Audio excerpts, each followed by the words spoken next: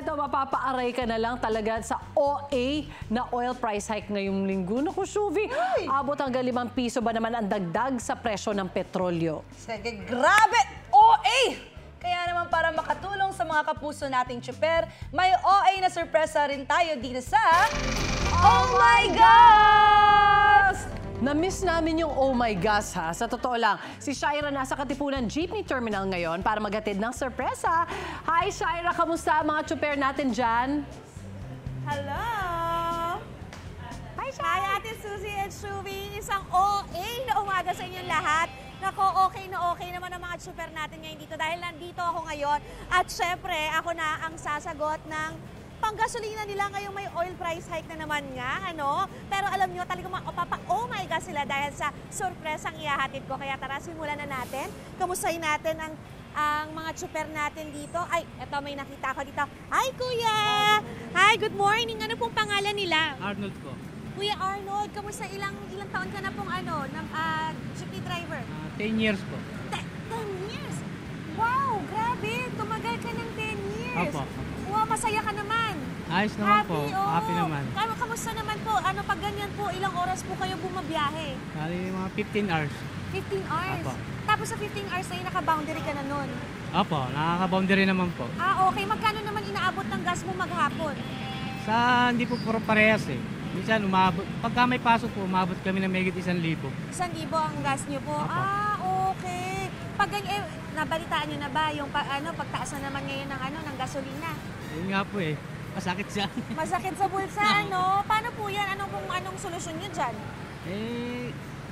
Kung ano Wala. lang yung kikitain namin, yun na lang paghati-hati. Kung ano yung kinikita nyo, yun yung pwede pang Kasi naman tayo gagastin. magagawa. So nababawasan din yung kinikita nyo, Opo. no?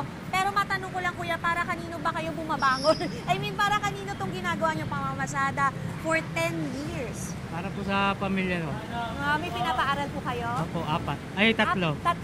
At lahat yun nag-aaral pa rin sila hanggang Opo, ngayon. opo. Mga ilan to na yung mga anak nyo, Kuya? Panganay ko po 15 years. 15 years old. Wow, congratulations sa 10 years na po jeepney driver si Kuya at napapaaral niyo po ang kanyang mga anak sa pamamasada, no? At dahil po dyan ako, feeling ko na problema ka talaga sa gas ngayon, ano? Ay, oo nga po Huwag ka talaga. mag-alala, huwag mo ng problema. Huwag ka na ma-stress dahil ito, bibigyan kita ng isang pang full tank ng inyong jeep. Ito po ang 2,000 para sa inyo, Kuya. Asa po yung jeep ninyo? Ito pa po sa garahe. Andun sa garahe. So, anong oras kanya na mamamasada?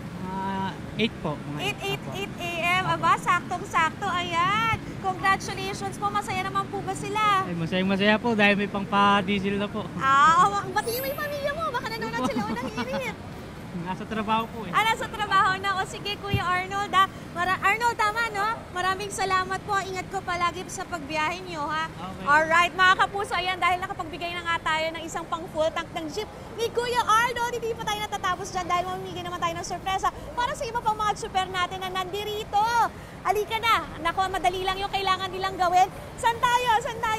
Eto, dito. Eto si Kuya.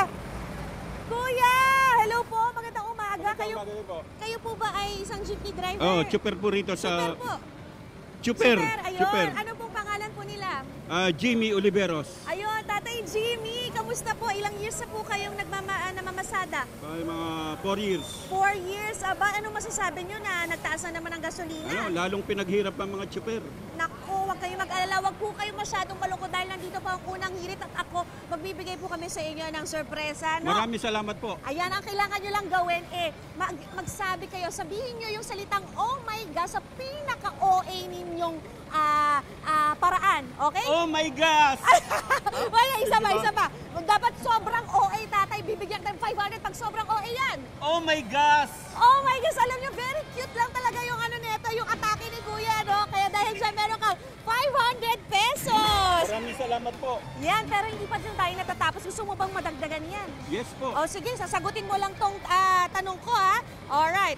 Ano ang ibig sabihin ng letter V sa acronym na PUV? Vehicle! Vehicle is correct! Dahil dyan, meron kang 500 pesos sa total of 1,000 pesos. Maraming salamat po. Yay! Okay, hanap po tayo, guys. Ingat po sa pagmaneho, atay. Ayun dito. Isa ka bang super, Kuya? Opo. Anong pangalan nila? Marco po. Kuya Marco, bago isang ngiti naman sa camera, oh. Ay, ilabas mo yan! Hindi mo na yan! Wala na ilalabas Ilang years ka na pong ilang years ka na pong chopper? 3 years na po. 3 years. So ano mo sasabi mo na nagtaas na naman yung gasolina? Laking hirap na naman po yun. Nako, kawawa naman si Kuya. At dahil dyan gusto kong makita yung pinaka-OA mong oh my gosh ha! 1, 2, 3, go! Oh my gosh! Wow! Oh my gosh! Ang cute mo! Dahil dyan may 500 pesos ka! Nadagdagan pa natin yan. Basta, ito. Sagutin mo yung tanong ko, ha? Ano ang tawag sa mga puting linya na tinatawiran sa kalsada? Pedestrian lane. Pedestrian lane is correct! Dahil dyan meron ka 500 pesos! Maraming salamat, Kuya. Mag-iingat ka palagi tsaka ngingitian mo yung mga ano mo, ha? Yung mga, anong tawag dito? Pasahero mo, ha? Para Naubos na good nga vibes sila. kakangiti eh. Maraming salamat ayan mga kapuso for more surpresa. Katulad nito, oh my gosh, natatutok lang yung palagi dito sa inyong pambansang morning show. Kung saan lagi una ka, unang hirit. Wait! Wait lang, huwag mo muna i-close. Mag-subscribe ka na muna sa GMA Public Affairs YouTube channel para lagi kang una sa mga latest kwento at balita. I-follow mo na rin ang official social media pages ng Unang Hirit. Thank you. O sige na.